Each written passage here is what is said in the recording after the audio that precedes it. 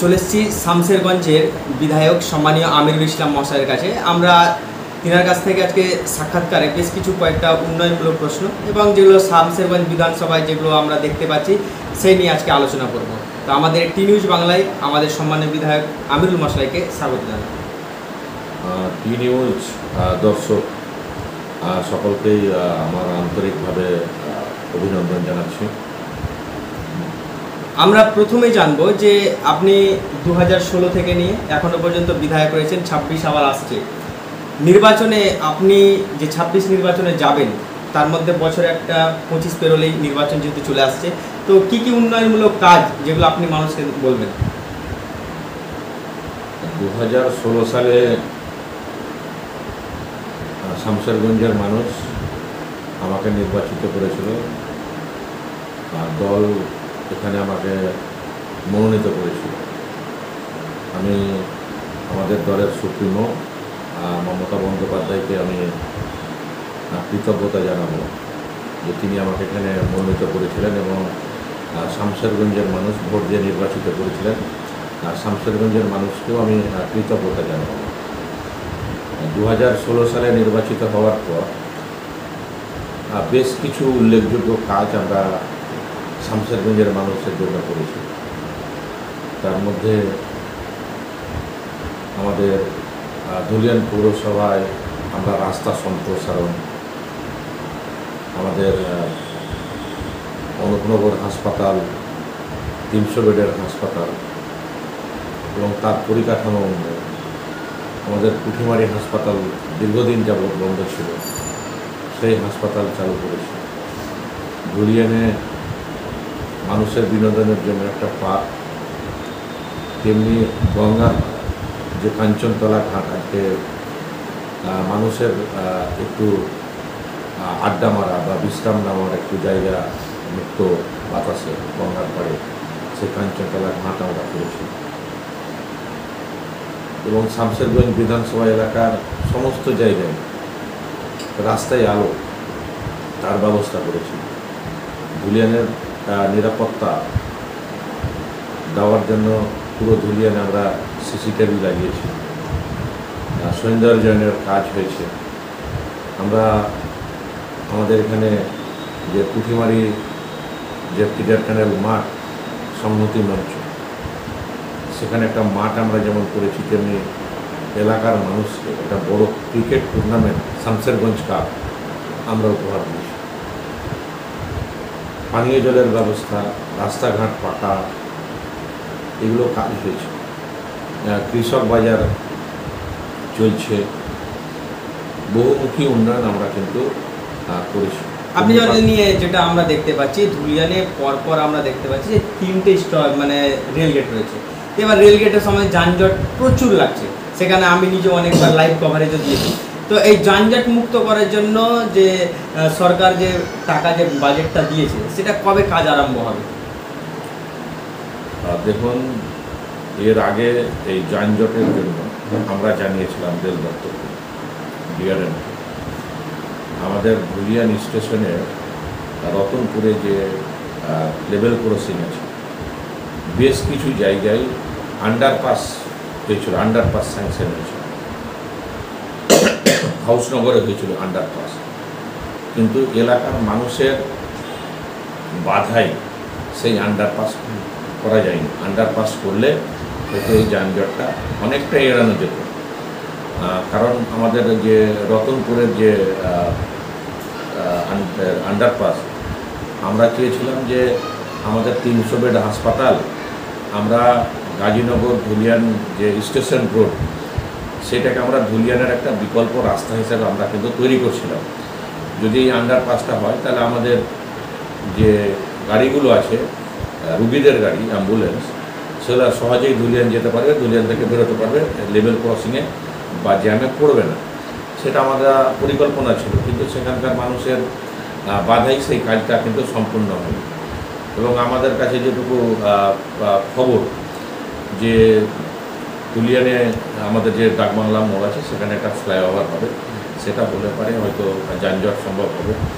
আমাদের ওই সেটাই বললাম যে আমাদের যে হাউসনগর যে লেভেল ক্রসিং সেটাও হয়েছিল আন্ডারপাস, তেমনি রতনপুরেরটা হয়েছিল, কোনোটাই সম্ভব হয়নি। তো মানুষ জানতে চাইছে যে কবে হবে, মানুষ তো অপেক্ষায় করে কবে আছে। হবে এটা তো কেন্দ্র সরকারের ব্যাপার, তাদের রেল দপ্তরের ব্যাপার।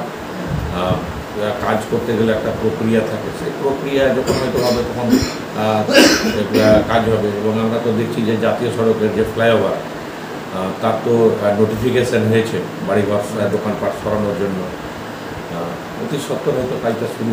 আচ্ছা, আপনার দ্বারা মানে ইলেকশনের আগে 2024 ইলেকশনের আগে মাতৃমা হসপিটাল আপনি কিন্তু উদ্বোধন করেছিলেন, কিন্তু মাতৃমাতে এখনো পর্যন্ত সেই রকম সুবিধা কিন্তু পাওয়া যাচ্ছে না। কবে পাওয়া যাবে? মানুষ কিন্তু এখান থেকে এক তো সবচেয়ে বড় সমস্যা ব্লাড ব্যাংকের জন্য আমাদেরকে জঙ্গিপুর যেতে হয়। এবার এই ব্লাড ব্যাংকটা অতি শীঘ্রই তারা চাইছে এলাকার মানুষজন, আর মাতৃমাতে উন্নয়নকরণটা কবে হবে?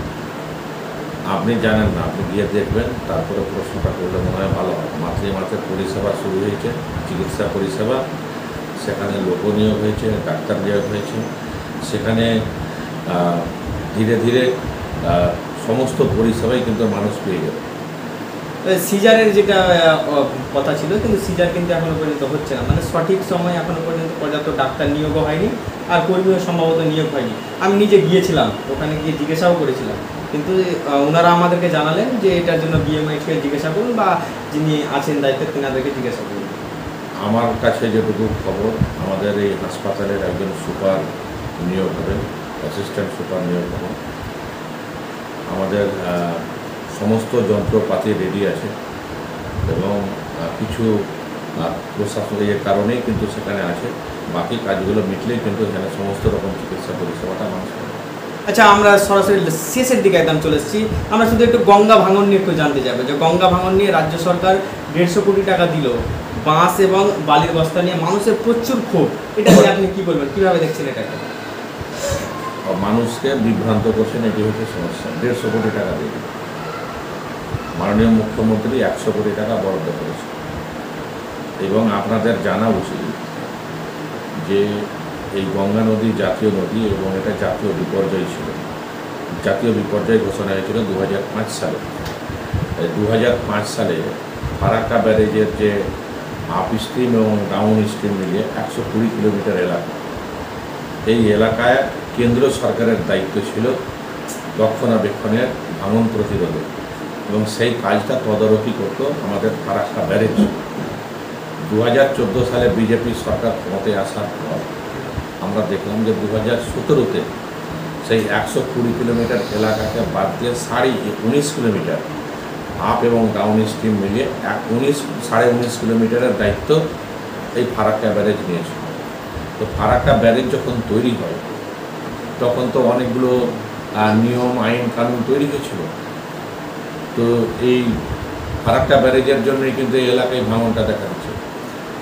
তো এটা কেন্দ্র সরকারের প্রজেক্ট।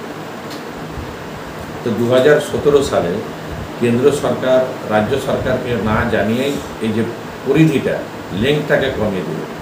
আমাদের মাননীয় মুখ্যমন্ত্রী বারবার চিঠি করেছে যে গঙ্গা ভাঙনের দায়িত্ব আপনাদেরকে নিতে হবে, আর যদি আপনারা দিতে না পারেন তাহলে অর্থ বরাদ্দ করেন। আমাদের যে সেট আপ আছে সেই সেট আপ দিয়ে আমরা কিন্তু কাজটা করব। কেন্দ্র সরকার কোনো রকম টাকা দিচ্ছে না, একটা পয়সাও দিচ্ছে না। আর এত বড় গঙ্গা ভাঙন, এবং পশ্চিমবাংলায় জানেন যে নদীমাতৃক দেশ, শুধু তো গঙ্গা নেই, গঙ্গা, পদ্মা, রূপনারায়ণ, দামোদর, মৌরাক্ষী, বহু নদী আছে। তারপরে সমুদ্র উপকূলবর্তী এলাকা আছে। তো সমস্ত এলাকায় তো রাজ্য সরকারের ভাঙন প্রতিরোধ করা সম্ভব নয়, মানুষ কারো পরিষেবা দিতে হয়, তাহলে আপনি আপনার বহু টাকার ব্যাপার আছে। তো কেন্দ্র সরকার যদি এখানে এগিয়ে না আসে তাহলে গঙ্গা ভাঙনের মতো একটা বিপর্যয়, সেটাকে রাজ্য সরকারের আটকানো ক্ষমতা নেই। তো রাজ্য সরকারের সীমিত ক্ষমতা। আমার কাছে বিরিয়ানি খাওয়ার পয়সা নেই, তো আমি তো সবজি ভাত খেতে পারবো। তো মাননীয় মুখ্যমন্ত্রী বাংলার মানুষকে তো ফেলে দিতে পারে না, তার সীমিত ক্ষমতার মধ্যে মানুষকে অন্তত বাঁচানোর চেষ্টা করছে। আমাদের যারা টেকনিক্যাল ম্যান আছে ইরিগেশন দপ্তরে, তারা সেটা কিন্তু পরিকল্পনা করে সেই টাকা দিয়ে কিন্তু গঙ্গা ভাঙনটাকে প্রতিরোধের ব্যবস্থাটা করছে। এবং এর স্থায়ী রূপে যদি সমাধান করতে হয় তাহলে কেন্দ্র সরকারকে আগে এগিয়ে আসতে হবে, অর্থ বরাদ্দ করতে হবে, কেন্দ্র সরকারকে সাহায্য করতে হবে। তো আমরা সেই কারণে তো 5 দিন ধরে আমরা আন্দোলন করলাম, লাগাতার অবস্থান, যে কেন্দ্র সরকারকে এই এলাকার দায়িত্ব আগে যেরকম ছিল সেই দায়িত্ব নিতে হবে। এবং আপনাদের জানা দরকার যে আমার যে শামশেরগঞ্জ বিধানসভা এলাকায় আছে, সেখানে ধুলিয়ান থেকে নিমতিটা পর্যন্ত ভাঙন, 5টা পঞ্চায়েত এবং ধুলিয়ান পৌরসভা, এক এক সময় এক এক বছর এক এক জায়গায় ভাঙন চলছে, বহুবার ঘরবাড়ির তলিয়ে গেছে। তো মাননীয় মুখ্যমন্ত্রী মানবিকতার ক্ষেত্রে 100 কোটি টাকা বরাদ্দ করে সেখানে বালির বস্তা দিয়ে কাজ চলছে, এবং যে এলাকাগুলোতে বালির বস্তা দিয়ে বাঁধা হয়েছে আপাতত সেই এলাকাগুলোতে কিন্তু নতুন করে ভাঙন দেখা দেয়নি। মানুষের প্রয়োজনে, মানুষকে বাঁচানোর তাগিদে আমাদের সরকার, মানবিক সরকার কিন্তু সেই কাজগুলো করছে। আমরা একদম শেষের দিকে চলে এসেছি। আমিরুল ইসলাম আগামী 2026 নির্বাচনে প্রতিদ্বন্দ্বী হিসাবে কাদেরকে দেখছে, এবং 2024-এর যে লোকসভা নির্বাচনে যে আপনাদের যিনি প্রার্থী ছিলেন শাহনাজ হোসেন রায়হান, তিনি কিন্তু পরাজয় লাভ করেছেন এবং শামশেরগঞ্জে বিশাল মার্জিনে তিনি কিন্তু লিড খেয়েছেন, এটা নিয়ে কি বলছেন? দেখেন, নির্বাচন আসবে, এখন নির্বাচন আসেনি, অনেক দেরি আছে, আর নির্বাচন আসলে তখন দেখা যাবে। আমি কাউকে প্রতিদ্বন্দ্বী দেখছি না। আমরা সরাসরি কথা বলছিলাম আমিরুল ইসলাম মহাশয়ের সঙ্গে, তিনি জানালেন তিনার যে উন্নয়নমূলক যে কথাগুলো তিনি তুলে ধরলেন। আগামী দিনে 2026 নির্বাচনে আবারও কি তিনি হ্যাটট্রিক করবেন নাকি অন্যরকম কিছু আমরা দেখতে পাবো, তিনি কিন্তু জানিয়ে দিলেন কাউকে প্রতিদ্বন্দ্বী হিসেবে কিন্তু তিনি দেখছেন না।